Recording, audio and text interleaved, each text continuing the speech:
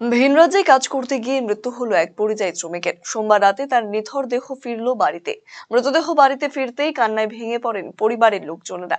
মালদার মানিকচকের মথুরাপুর অঞ্চলের ফত্তেনগর এলাকার বাসিন্দা সুজিত মণ্ডল পরিবারের আর্থিক অনটন মেটাতে ভিন রাজ্য অর্থাৎ বেঙ্গালুরুতে কাজে যান মাসখানেক আগে। এরপর সেখানেই মৃত্যু হয় সুজিত মণ্ডলের।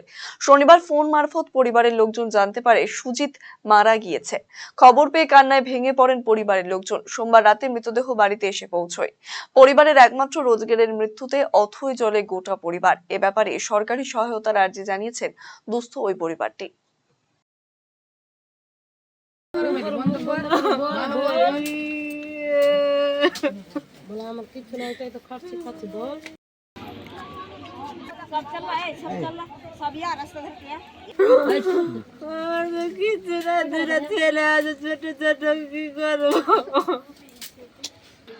কোথায় গেছিল তোমার বাবা?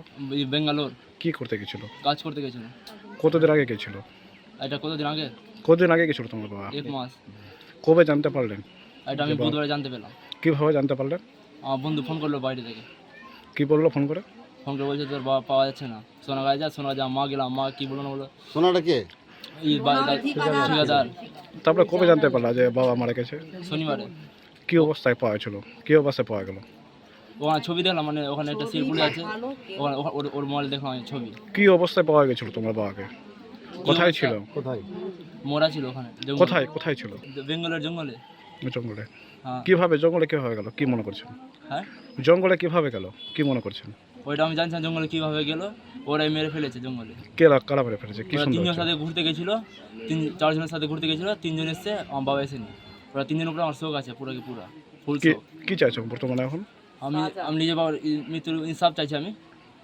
ওরা 3 জনকে ধরে জিজ্ঞাসা করে ভালো করে। আর কি চাইবো আমি? শাস্তির দাবি করছো? হ্যাঁ।